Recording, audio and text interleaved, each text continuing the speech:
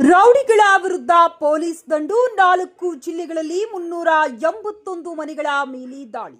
ಕಾನೂನು ಸುವ್ಯವಸ್ಥೆ ಕಾಪಾಡಲು ಹಾಗೂ ರೌಡಿ ಚಟುವಟಿಕೆಗಳಿಗೆ ಕಡಿವಾಣ ಹಾಕಲು ಬಳ್ಳಾರಿ ವಲಯ ಪೊಲೀಸ್ ಇಲಾಖೆ ಭಾರೀ ಕಾರ್ಯಾಚರಣೆ ನಡೆಸಿದೆ. ಬಳ್ಳಾರಿ, ವಿಜಯನಗರ, ರಾಯಚೂರು ಹಾಗೂ ಕೊಪ್ಪಳ ಜಿಲ್ಲೆಗಳಲ್ಲಿ ಏಕಕಾಲದಲ್ಲಿ ನಡೆದ ಈ ವಿಶೇಷ ಕಾರ್ಯಾಚರಣೆಯಲ್ಲಿ 381 ರೌಡಿ ಶೀಟರ್ಗಳ ಮನೆಗಳ ಮೇಲೆ ದಾಳಿ ನಡೆಸಲಾಗಿದೆ. ಬಳ್ಳಾರಿ ವಲಯದ ಐಜಿಪಿ ಹರೀಶ್ ಅವರು ಸುದ್ದಿಗೋಷ್ಠಿಯಲ್ಲಿ ಮಾಹಿತಿ ನೀಡಿದ್ದು, ಇಂದು ಬೆಳಗ್ಗೆ 5:30 ಗಂಟೆಯಿಂದ 22 ವಿಶೇಷ ತಂಡಗಳು ಕಾರ್ಯಾಚರಣೆಗೆ ಇಳಿದಿದ್ದವು ಎಂದು ತಿಳಿಸಿದ್ದಾರೆ. ಬಳ್ಳಾರಿಯಲ್ಲಿ 104, ವಿಜಯನಗರದಲ್ಲಿ 106, ರಾಯಚೂರಿನಲ್ಲಿ 103 ಹಾಗೂ ಕೊಪ್ಪಳದಲ್ಲಿ 68 ರೌಡಿ ಶೀಟರ್ಗಳ ಮನೆಗಳ ಮೇಲೆ ದಾಳಿ ನಡೆಸಲಾಗಿದೆ. ಕಾರ್ಯಾಚರಣೆ ವೇಳೆ ಬಳ್ಳಾರಿಯ ಎಪಿಎಂಸಿ ಪೊಲೀಸ್ ಠಾಣೆ ವ್ಯಾಪ್ತಿಯ ಸೀತಾರಾಮ್ ಎಂಬಾತನ ಮನೆಯಲ್ಲಿ ಏರ್ಗನ್ ಹಾಗೂ ಸಹಿ ಮಾಡಲಾದ ಸ್ಟಾಂಪ್ ಪೇಪರ್ಗಳು ಪತ್ತೆಯಾಗಿದ್ದು, ಈ ಕುರಿತು ತನಿಖೆ ಮುಂದುವರೆದಿದೆ.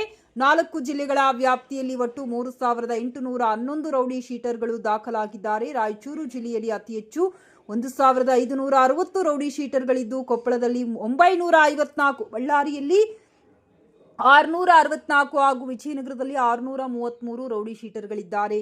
ರೌಡಿ ಶೀಟರ್ಗಳ ಚಲನವಲನಗಳ ಮೇಲೆ ನಿಗಾ ಇಡುವುದು, ಹಳೆಯ ಪ್ರಕರಣಗಳ ಪರಿಶೀಲನೆ, ಅಪರಾಧಿಗಳ ವಿರುದ್ಧ ಗಡೀಪಾರು, ಗುಂಡಾ ಕಾಯ್ದೆ ಹಾಗೂ ಕೋಕಾ ಕಾಯ್ದೆಯಡಿ ಕ್ರಮ ಜರುಗಿಸುವುದು ಸೇರಿದಂತೆ ಹಲವು ಜವಾಬ್ದಾರಿಗಳನ್ನು ವಿಶೇಷ ತಂಡಗಳಿಗೆ ನೀಡಲಾಗಿದೆ.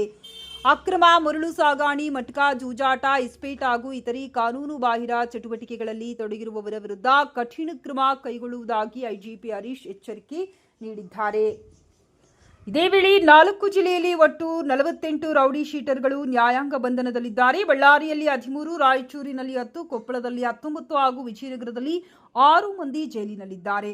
ಅಪರಾಧ ಚಟುವಟಿಕೆಗಳಲ್ಲಿ ತೊಡಗಿರುವವರನ್ನ ಸಮಾಜದ ಮುಖ್ಯವಾಹಿನಿಗೆ ತರುವುದೇ ಪೊಲೀಸ್ ಇಲಾಖೆಯ ಉದ್ದೇಶ. ಆದರೆ ಕಾನೂನು ಉಲ್ಲಂಘನೆ ಮುಂದುವರಿಸಿದರೆ ನಿರ್ದಾಕ್ಷಣ್ಯ ಕ್ರಮ ಕೈಗೊಳ್ಳಲಾಗುವುದೆಂದು ಪೊಲೀಸ್ ಇಲಾಖೆ ಸ್ಪಷ್ಟ ಸಂದೇಶ ನೀಡಿದೆ.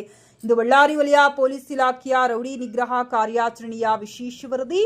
ಇನ್ನಷ್ಟು ನಿಖರ ಮತ್ತು ಅಧಿಕೃತ ಮಾಹಿತಿಗಾಗಿ ನಮ್ಮ Ballari daily news Kannada channel ಅನ್ನು ಸಬ್ಸ್ಕ್ರೈಬ್ ಮಾಡಿ.